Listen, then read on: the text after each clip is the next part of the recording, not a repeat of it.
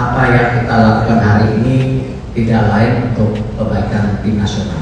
Tentu kita mengucapkan terima kasih kepada kinerja Coach Sintayong selama ini. Pelatih Timnas Indonesia Shin Tae-yong resmi dipecat PSSI. Erick Thohir ucap terima kasih.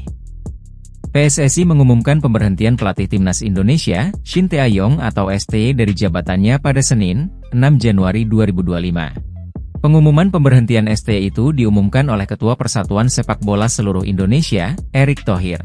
Apa yang kita lakukan hari ini untuk kebaikan tim nasional? Kalau dilihat PSSI 1,5-2 tahun terakhir mempunyai program sangat konsisten, tutur Erick Thohir.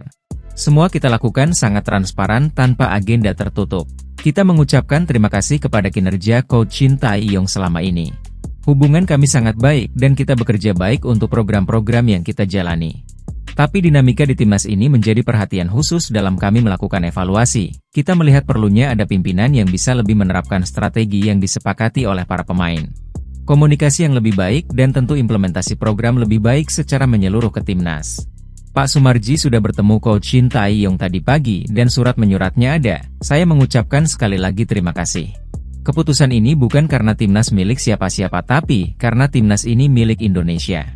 Pada akhir Juni 2024, Shin Tae-yong menandatangani perpanjangan kontrak hingga 2027 untuk menghadapi ronde laga putaran ketiga kualifikasi Piala Dunia 2026.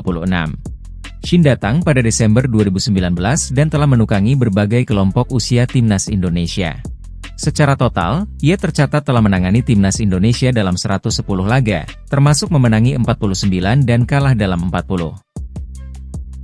Apa yang kita lakukan hari ini tidak lain untuk kebaikan tim nasional. Tentu kita mengucapkan terima kasih kepada kinerja Coach Sintayong selama ini. Download Tribun X sekarang, menghadirkan lokal menjadi Indonesia.